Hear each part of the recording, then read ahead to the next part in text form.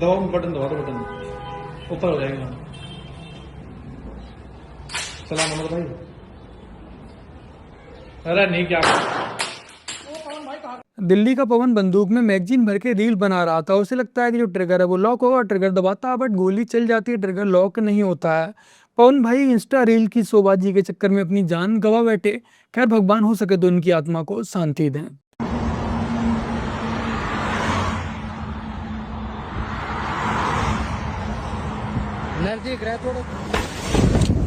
नजदीक नजदीक नजदीक रहे थोड़ा, शायद इन्होंने नहीं सुना लेकिन ट्रक ड्राइवर ने सुन लिया और वो कुछ ज्यादा ही नजदीक आ गया। ये घटना हरियाणा के नूह की है, जहां पर मोहम्मद मोइन और मोहम्मद साहद इंस्टा रील बना रहे थे। ये दिल्ली मुंबई एक्सप्रेस हाईवे था। इन्होंने सोचा कि हाथ में रेड बुल लेकर शो ऑफ करेंगे, बढ़िया सी रील बनाएंगे और वो अपलोड करेंगे और वायरल हो जाएगी।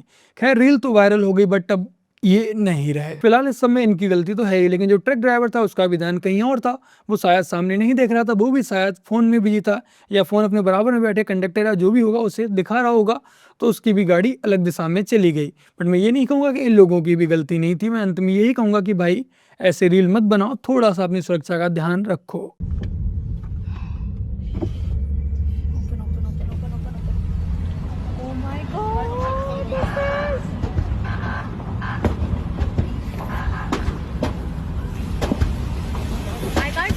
Hot it is.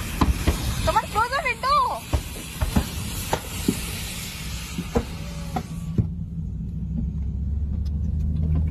यदि आप लोग सोशल मीडिया यूज करते हैं, स्पेशली एक्स, तो आप लोगों ने इस वीडियो को बस देखा होगा। आजकल ये वीडियो जमकर वायरल हो रहा है इस दावे के साथ कि ईरान ने दुबई के एयरपोर्ट पर ड्रोन से अटैक कर दिया। उसकी ये वीडियो बताकर शेयर की जा रही है। ओवरऑल ये न्यूज तो सही है, ईरान ने ड्रोन से दुबई के एयरपोर्ट पर अटैक किया था, जिसके बाद से कुछ देर के लिए फ्लाइटें बाधित रही थी।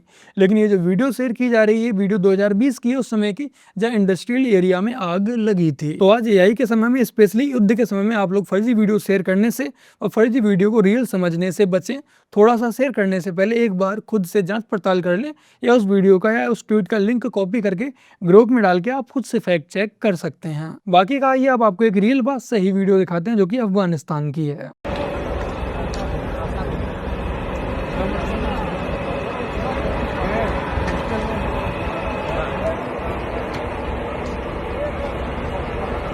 ये वीडियो अफगानिस्तान के काबुल की, जहां पर पाकिस्तान ने एयर स्ट्राइक एक हॉस्पिटल के ऊपर कर दी। न्यूज में जो रिपोर्ट्स आ रही हैं उनमें बताया जा रहा है कि 400 से अधिक लोग इसमें मारे गए हैं। आंकड़े थोड़े ऊपर नीचे हो सकते हैं। पाकिस्तान की कायराना कार्रवाई से तालिबान का गुस्सा हाई है।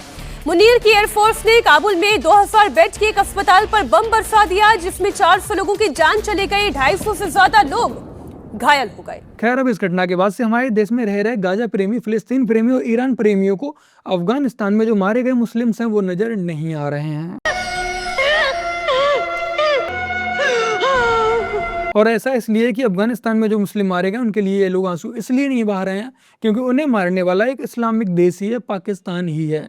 लेकिन ईरान में जो लड़ाई हो रही है, जो गाजा में और फिलिस्तीन में जो मिट्टी पुलिस इनकी कर दी गई है, उन्हें मारने वाला कोई और नहीं है, अयूदी है, ईसाई है। अगर वहाँ पर भी मुस्लिम ही आपस में एक दूसरे को मार रहे होते तो इन्हें कोई समस्या नहीं होती।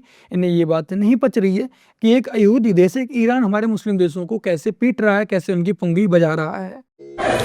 गाइस यहाँ देखो नरेंद्र मोदी का हाय हाय हो रहा है गैस के कारण, और वहाँ देखो गैस वाले भैया डिलीवरी कर रहे हैं। वहाँ देखो गैस वाले भैया डिलीवरी कर रहे हैं। बेचारी कांग्रेस करने कुछ जाती है, हो कुछ जाता है। यहाँ पर तो रचा रचाया ड्रामा ही फेल हो गया। क्या लिखा ये? क्या ये लिखा क्या है? अरे ये जो अध्यक्ष है ना उसको उससे पूछो। अच्छा आपको नहीं पता? दिखा तो दीजिए, कैमरे पे दिखा दी। अरे बैनर तो दिखा दिए, उसी से बात करो। क्या है ये सर? क्या मांगे? क्या लिखा हुआ है? ये पीएम इस कम्युनिस्ट किसान विरोधी सरकार है। ये लिखा क्या हुआ है? PM is comminuted. अच्छा तो क्या मतलब होता है इसका? इसका मतलब है किसान विरोधी सरकार, जो किसानों के प्रति जो विरोध है, जो अमेरिका के साथ जो इन्होंने डील किया है। क्या प्रदर्शन चल रहा है? क्या मांगे? क्या ये सर किसानों के ऊपर ही, मतलब उनके प्रॉपर्टी के बारे में कुछ है। क्या हो रहा है? किसान के ऊपर हो रहा था आंदोलन, जैसे कि सर किसानों को परेशान किया जा रहा, मानते हैं? ये देखो, ये इनसे बात करो। ये देखिए भाग रहे हैं लोग, ये देखिए लोगों को लेकर जा रहे हैं ये युवा। लो भाई, यहाँ पर आम जनता तो दूर की बात रही, जो अध्यक्ष था उसे ही नहीं पता है कि वो यहाँ क्या करने आया है, क्यों आया है, और जो पोस्टर वो हाथ में लेकर घूम रहे हैं उस पोस्टर पर आखिर लिखा हुआ क्या है। कुल मिलाकर ये पप्पू सही से एक प्रोटेस्ट तक नहीं करवा पा रहा और प्रधानमंत्री बनने के सपने देख रहा है। और मेरे को नहीं चाहिए आपकी सिक्योरिटी, आप जबरदस्ती दे रहे हैं सिक्योरिटी, मुझे नहीं चाहिए आपकी सिक्योरिटी, मुझे आपकी सिक्योरिटी नहीं चाहिए, मुझे जनता में जाना है, मुझे जनता में जाना है, मुझे आपकी सिक्योरिटी नहीं चाहिए। आप अपनी सिक्योरिटी अपने मुख्यमंत्री को दीजिए, और मेरे को नहीं चाहिए आपकी सिक्योरिटी, आप जबरदस्ती दे रहे हैं सिक्योरिटी, मुझे नहीं चाहिए आपकी सिक्योरिटी, मुझे आपकी सिक्योरिटी नहीं चाहिए, मुझे जनता में जाना है। ये केजरीवाल यानी कि पंजाब के सुपर सीएम का काफिला। अगर आप इसमें गाड़ियां देखेंगे तो एक से एक वीआईपी गाड़ियां आपको नजर आ जाएंगी, और गिनती है जो गाड़ियों की वो खत्म होने का नाम ही नहीं ले रही है। ये वही केजरीवाल है जो एक समय पर कहता था कि जो सिक्योरिटी नहीं चाहिए, इसे गाड़ियां नहीं चाहिए, लाल बत्ती नहीं चाहिए, इसे जनता में जाना है, लेकिन आज उसके पूरे मजे ले रहा है, लुफ्त उठा रहा है। बाकी का इस वीडियो में आगे हम देखेंगे कैसे इफ्तारी के नाम पर खाकर हड्डियां गंगा नदी में फेंकी जा रही हैं, कि कैसे उज्जैन में लोहे की सरिया की जगह पर प्लास्टिक का सरिया यूज किया जा रहा है जो सरकारी कामकाज हो रहा है उसमें, और कैसे मोनालिसा के जो घर वाले हैं वो रो रोकर बेचारे बेहाल हैं, अपनी लड़की से बात तक नहीं कर पा रहे हैं, उनके घर में मातम छाया हुआ है। इसके अलावा बिहार में 16 वर्ष की बच्ची के साथ जो घटना हुई है, कैसे उसे प्रशासन दबाने पर लगा हुआ है, हम इस पर भी बात करेंगे। बट उससे पहले मैं आप लोगों के लिए कुछ छोटे छोटे बच्चों की जानकारी देना चाहूंगा। रोशनी, सूरज, नंद किशोर, अमलीदा, बगदीबाई, आयुष, ललिता, संतोषी, लक्ष्मी, इसके अलावा और भी कई नाम हैं। ये वो नाम है जिनके लिए हो सकता है कि भविष्य में हम और आप में भी और आप भी इनका मजाक उड़ाते हुए नजर आए कि ये तो 2 बोरी चावल में बिक गया, 2 किलो चीनी में बिक गया। ये मध्य प्रदेश के वो आदिवासी बच्चे हैं जिनके लिए जो ईसाई मशीनरीज हैं कन्वर्ट करने के लिए अपना मत्था फोड़े घूम रही हैं। इनके लिए कॉन्वेंट स्कूल में जहाँ अच्छे अच्छे लोग उस बच्चों को नहीं पढ़ा पाते हैं, वहाँ मुफ्त में शिक्षा देने की बात कर रही हैं, पीछे पड़ी हैं। इसके अलावा और भी प्रलोभन दे रही हैं। मैं पिछले कुछ सालों से मुझसे जितना हो पा रहा है मैं हर तरह से इन बच्चों की मदद कर रहा हूँ, लेकिन इस बार इन बच्चों के बोर्ड के एग्जाम है, ये बच्चे 5th क्लास में एडमिशन ले रहे हैं। बाकी के अन्य बच्चे जो 5वीं क्लास से नीचे हैं उनमें से अधिकतर बच्चों का हम लोग एडमिशन करवा चुके हैं, लेकिन ये जो बच्चे 5th क्लास में हैं इनका बोर्ड एग्जाम है। हो सकता है आपके यहाँ बोर्ड एग्जाम ना होते हो 5th में, जैसे कि यूपी में नहीं होते हैं मेरी जानकारी के अकॉर्डिंग, बट मध्य प्रदेश में ऐसा है कि 5वीं क्लास में बोर्ड के एग्जाम होते हैं। तो अब हमें इन बच्चों का बोर्ड में रजिस्ट्रेशन करवाना है, और इस बार इनकी फीस भी पहले से थोड़ी ज़्यादा है। तो 5वीं कक्षा से जो नीचे के बच्चे हैं उनके लगभग सभी के एडमिशन हो चुके हैं, कुछ एक बच्चे बचे हैं उनके भी हम लोग जैसे तैसे करवा देंगे। बट ये जो बोर्ड वाले बच्चे हैं इनके एडमिशन कराने में मुझे समस्या आ रही है।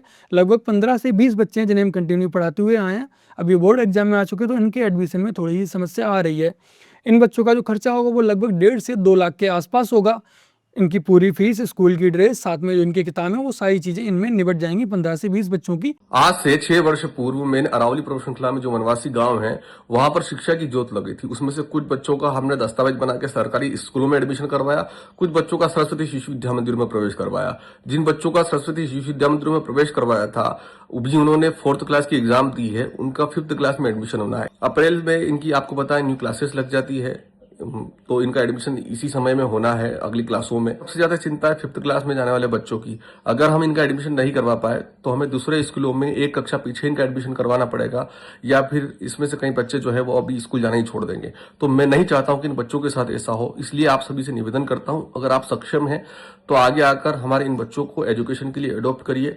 इन बच्चों की सारी जानकारी मैं आपको दे दूंगा, स्कूल की सारी जानकारी मैं आपको दे दूंगा, सब कुछ आप मेरे से ले सकते हैं। इनका सारा 1 साल का जो फीडबैक है वो भी आप मुझसे ले सकते हैं। ये विक्रम भाई है जो कि SC ST व आदिवासी समाज से ही आते हैं, और ये पिछले कई सालों से बच्चों की मदद कर रहे हैं, और मैं भी इनके साथ जुड़ा हुआ हूँ। बल्कि इन्होंने मुझे अप्रोच नहीं किया था, मैंने ही खुद इनका कार्य देख के इनसे बात की थी आज से 4 से 5 साल पहले। हो सकता है आप में से कुछ लोग इनको व इनके कार्य को जानते हो, बट अधिकतर लोग इन्हें नहीं जानते होंगे। तो आप लोग मुझे जानते हैं, मेरे बिलीव पर, मेरे विश्वास पर आप लोग हेल्प कर सकते हैं। आप इन्हें अपना सहयोग किसी भी माध्यम से दे सकते हैं, गूगल पे, फोन पे, पेटीएम इत्यादि, जो भी आप UPI ऐप यूज करते हो। बाकी जो इनका फोन नंबर है, जो UPI ID वो आपको यहाँ पर शो हो रही होगी, आप इस QR कोड को भी स्कैन करके अपना सपोर्ट इन्हें दे सकते हैं। अब जो सबसे बड़ी दुविधा है वो यही है कि आप अपना जो कीमती मेहनत का पैसा इन्हें देंगे, क्या वो पैसा सही जगह जाएगा, क्या वो पैसा इन आदिवासी गरीब बच्चों के हित में ही कार्य होगा, उस पैसे का कोई गलत उपयोग तो नहीं होगा। तो उसके लिए ही मैंने आप लोगों को ये आधार कार्ड दिखाए हैं। इनकी जो आधार नंबर है उन्हें मैंने हाइड कर दिया है, बाकी नाम कुछ अक्षर आप मैच कर ही सकते हैं। तो आप कभी भी जो ये नंबर है आपको यहाँ पे स्क्रीन पे शो हो रहा है, इन्हें कॉल करके इनसे बात कर सकते हैं। जो एड्रेस ये देंगे वहाँ एड्रेस पे जाकर आप सरस्वती शिशु मंदिर है जो कि RSS के द्वारा संचालित किया जाता है, उन स्कूलों में जाकर आप बच्चों को, एक एक बच्चे को आप वेरीफाई कर सकते हैं। बाकी का आप ऐसा भी कर सकते हैं कि आप किसी भी एक बच्चे को गोद ले लें, ज़्यादा नहीं 1 साल के लिए, कि इस बच्चे का 1 साल का जो भी खर्चा होगा मैक्सिमम 15 से 20 हज़ार, वरना 15,000 में हम कोशिश करें कम से कम। तो आप कोई भी अपडेट ले सकते हैं, कोई बच्चा स्कूल जा रहा है नहीं जा रहा है, कैसी उसकी पढ़ाई चल रही है, आप खुद वहाँ जाकर सरस्वती शिशु मंदिर के जो प्रधानाचार्य हैं उनसे भी बात कर सकते हैं कि हमने इन बच्चों का एडमिशन कराया था, क्या इनका एडमिशन हुआ है और किसके माध्यम से हुआ है। और यदि आप डायरेक्ट पैसा देना नहीं चाहते तो आप खुद इनसे इस नंबर पे बात करके स्कूल में आकर डायरेक्ट एडमिशन करा सकते हैं, पूरी साल की फीस वहाँ जमा कर सकते हैं, या आप बच्चों की ड्रेस हो गई, स्कूल की जो किताबें हो गई, इन चीज़ों की भी व्यवस्था कर सकते हैं। कि जितना हो सके इन बच्चों की हेल्प कीजिए, अन्यथा कॉन्वेंट स्कूल वाले तैयार बैठे हैं एकदम मुफ्त में। हमारा सलीम वास्ते इस तरह के जो लोग अल्लाह के खिलाफ, कुरान के खिलाफ बोलेंगे, तथ्यों के आधार पर लड़ाई लड़ेंगे। तथ्य क्या है? झूठे आदमी के पास तथ्य होते हैं। अरे कोर्ट में नहीं जाइएगा, आप संविधान के अनुसार नहीं लड़िएगा। अगर सलीम वास्ते कोई कहीं गलत था, गर्दन पे छुरी तो नहीं रख देंगे ना आप कोर्ट में जाएंगे ना, उसके खिलाफ केस दर्ज कराएंगे, FIR दर्ज कराएंगे। जय भीम वालों से बस इतना ही कहना है कि थोड़ा सा वेट कीजिए, जब ये लोग सत्ता में आएंगे तो संविधान में बढ़िया सा लंबा सा सरिया घुसेड़ देंगे, जो कि इनका सरिया कानून है। गंगा नदी के बीच रोजा इफ्तार हुआ है। इफ्तार के बाद नदी में फेंका गया है नॉनवेज खाना।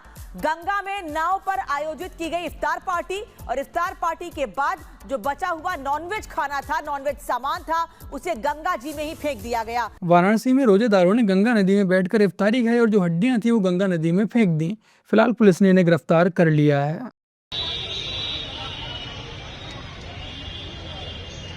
कोई ऐसा कुकर्म नहीं जो ये रोजेदार ना करते हो, कोई भी ऐसा मौका नहीं छोड़ते जब हिंदुओं की भावनाओं को आहत कर सकें। लेकिन एक फैक्ट ये है कि इससे भी ज्यादा हमारी नदियों के लिए नुकसान कौन पहुंचा रहा है वो आप देख लीजिए। वक्त हम ओखला इंडस्ट्रियल एरिया दिल्ली में, दिल्ली की यमुना जी में जा रही है, देख रहे हैं, ये है इनके ट्रीटेड वेस्ट वाटर की क्वालिटी।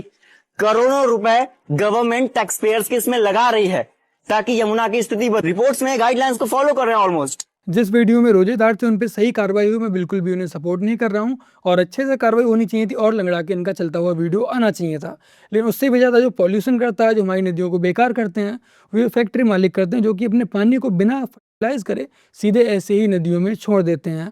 बट किसी भी सरकार में हिम्मत नहीं है कि इन पर सवाल उठा सके, इनके ऊपर FIR की जा सके। हमारा बच्चा बंदूक कारखाना खुल दिया है, बनाना सिखा दिया है ममता बनर्जी ने। यही तो मुसलमान को देख के ममता बनर्जी कराता है। ये बंगाल का ही मुस्लिम व्यक्ति है जो कि ममता दीदी पे सीधे सीधे आरोप लगा रहा है। उन्हें बता रहा है कि ममता ने आज हमारे बच्चों की हालत ऐसी कर ली है कि उन्होंने घरों घरों में बम बनाने की फैक्ट्रियां खोल ली हैं, बंदूक बनाने की फैक्ट्रियां खोल ली हैं। ये हालत वहाँ के जो मुस्लिम समाज है उनके बच्चों की हो चुकी है, और ममता बनर्जी अपना वोट बैंक बढ़ाए रखने के लिए ये सब करती जा रही हैं। ऐसा आरोप एक मुस्लिम व्यक्ति ही लगा रहा है, ना कि मैं।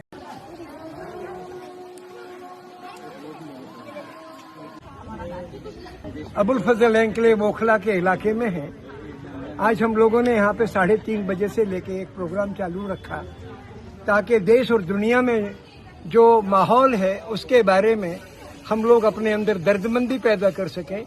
गाजा पट्टी, पश्चिमी तट और ईरान के जो जंग के और हिंसा के, बमबारी के शिकार लोग हैं, इस वक्त उनका रोजा कैसा गुजर रहा होगा उसको हम याद करते हैं। ये है त्रिपाठी साहब जिन्होंने सैकड़ों मुसलमानों के लिए इफ्तारी का आयोजन अपने घर पर अपने पैसों से किया, और इनकी बेटी ने इसका वीडियो बनाते हुए सोशल मीडिया पर अपलोड करते हुए ये लिखा कि ये इफ्तारी दिल्ली सहित देश भर में रोजा रखने वालों के लिए हमारा प्रेम है। बाकी का तरुण जैसों का क्या है, वो तो रोज ही मरते रहते हैं, इस भाईचारे की बलि चढ़ते रहते हैं। जब ये घटना किसी दिन इनके घर पर बीतेगी तब इनसे पूछेंगे कि कैसी रही आपकी इफ्तारी। महाकुंभ में रुद्राक्ष बेचते हुए वायरल हुई मोनालिसा भोसले की शादी के बाद अब उसके घर मातम जैसा माहौल है। महेश्वर में परिवार का रो रो कर बुरा हाल है। बातचीत हुई है? कुछ भी नहीं हुआ भैया। अच्छा, उन पे बात होती तो मेरे को तसल्ली आ जाती। जब से शादी करी तब से फोन नहीं उठा रही भैया, उसके पास फोन भी नहीं है भैया। घर में हालात ऐसे हैं कि पिछले 5 दिन से चूल्हा तक नहीं जला। मातम जमा हुआ है ना हमारे यहाँ, तो खुशियाँ वो मना रही है, हमारा मातम हो रहा है इधर। मोनालिसा ने हाल ही में केरल में अपने बॉयफ्रेंड फरमान से शादी की है। आज मोनालिसा के घर वाले, उसके माता पिता इतने व्याकुल हैं अपनी बच्ची से बात करने के लिए, बट वो बात तक नहीं कर पा रहे हैं। उसका फोन लगा रहे हैं तो फोन उठ नहीं रहा है। अब उसके संपर्क में नहीं, मतलब सोचो उनकी ही बेटी वो उससे बात करने को तरस रहे हैं, किस हालत में, क्या है क्या नहीं। इस तरह से उन लोगों ने इसका ब्रेन वॉश कर दिया है कि वो अब खुद ही इनसे बात नहीं कर रही है। ठीक है, जो बात है हमसे बोले नहीं, मीडिया के सामने कुछ नहीं बोलना है। हाँ, यही बात बोली है। ये बात बोली है ना। बिहार के सारण मामले में जो घटना हुई है वहां पर पुलिस की कार्रवाई पर गंभीर सवाल उठ रहे हैं। जो मृतका की बहन है उसका कहना है कि पुलिस हमें अंदर लेकर गई, पुलिस ने कहा किसी से भी कोई बात नहीं करना है और मीडिया में कुछ भी नहीं कहना है। चलेगा ही नहीं। इस मामले को दबाया जा रहा है क्या? पूरी तरह दबाया जा रहा है, पूरी तरह कोशिश हो गया, पूरा कोशिश हो गया कि दब जाएगी। मतलब कहीं ना कहीं अब आप हताश हो गए हैं कि इंसाफ की उम्मीद नहीं है। हम लोग अपना सोच लेंगे। और मुझे नहीं लगता कि पुलिस ये सब अपनी मर्जी से करवा रही होगी। पुलिस के ऊपर भी किसी न किसी का दबाव भी होगा और वो किसका दबाव मुझे बताने की जरूरत नहीं है। जय बिहार। पीड़ित परिवार के पास हैं। चलिए सारे मुद्दे को हम छोड़ देते हैं। अभी जो हमें एक बात पता चला है पीड़ित की बड़ी बहन से कि जब पीड़ित की मौत हो गई तो उसके बाद 3-4 घंटे तक लाश वैसे ही पड़ा रहा, कोई उठाने वाला कोई ले जाने वाला नहीं था। पुलिस ने एम्बुलेंस नहीं बुलाया। फिर ये लोग जो है चौकीदार की मदद से एम्बुलेंस मंगाए, जिसको पैसा इन्होंने ही दिया। 400 रुपया इन्होंने, मतलब 600 रुपया दिया। 400 रुपया पेट्रोल का, 400 रुपये कहा, 600 रुपये, समझिए। इतना ही नहीं, पोस्टमार्टम के लिए भी 3000 रुपया देना पड़ा, तब जाकर इनको जो है बॉडी मिला, वापस मिला। तो मतलब ये समझिए रिपोर्ट जो है इनमें इनको भरोसा नहीं है। जो बच्ची है वो तो बात की बात है, लेकिन हम कह रहे हैं कि ये 3000 रुपया लेकर इसको बॉडी दिया गया। ये हालात हैं इस समय पीड़ित परिवार के। इस समय पर भी उन्हें नोचा जा रहा है। जो अपनी 16 वर्ष की बच्ची को खो चुके हैं उन्हें हर तरह से नचोड़ा जा रहा है, परेशान किया जा रहा है। मैं इसमें किसी भी दावे की पुष्टि नहीं करता हूं। जो वीडियो फुटेज मीडिया में पब्लिक में अवेलेबल है वही आप लोगों को दिखा रहा हूं। बस लड़की वालों का जो मृतका है, जो पीड़ित है, उसका पक्ष में आप लोगों को दिखा दिया, आप लोगों तक सारी बातें रख दी। अब आप तय कर लें कि क्या चल रहा है, क्या नहीं चल रहा है, जांच किस दिशा में जा रही है। बाकी का इस समय बीजेपी की सरकारी सत्ता में बीजेपी वालों से मेरा आग्रह है कि जो पीड़िता है उसके परिवार वालों को न्याय दिलाएं। जो अपराधी हैं, जो आरोपी हैं, वो बचने नहीं चाहिए अगर आप बिहार में दोबारा से सत्ता में आना चाहते हैं तब। तो बस मेरे प्यारे भाई आज की अपनी इस वीडियो में इतना ही। वीडियो को लाइक शेयर कमेंट और अपने इस चैनल को सब्सक्राइब आज से कर लीजिएगा। वो आप लोगों से आग्रह है जितना हो पाए इन गरीब आदिवासी बच्चों के लिए अपना सपोर्ट कीजिएगा। यहाँ पर आपको ये UPI नंबर, UPI ID मिल जाएगी और ये यहाँ पर आपको QR कोड मिल जाएगा। इसे स्कैन करके आप लोग पेमेंट कर सकते हैं। भाई ये जो नंबर मैंने दिया है, इस नंबर पर आपको कोई भी डाउट हो, कोई भी जानकारी चाहिए हो, बेझिझक कॉल कीजिएगा, पूरी जानकारी हमसे लीजिएगा। ये विक्रम भाई का नंबर है। बाकी का चलिए फिर मिलते हैं एक और नई वीडियो के साथ। तब तक के लिए जय हिंद, वंदे मातरम, जय श्री राम।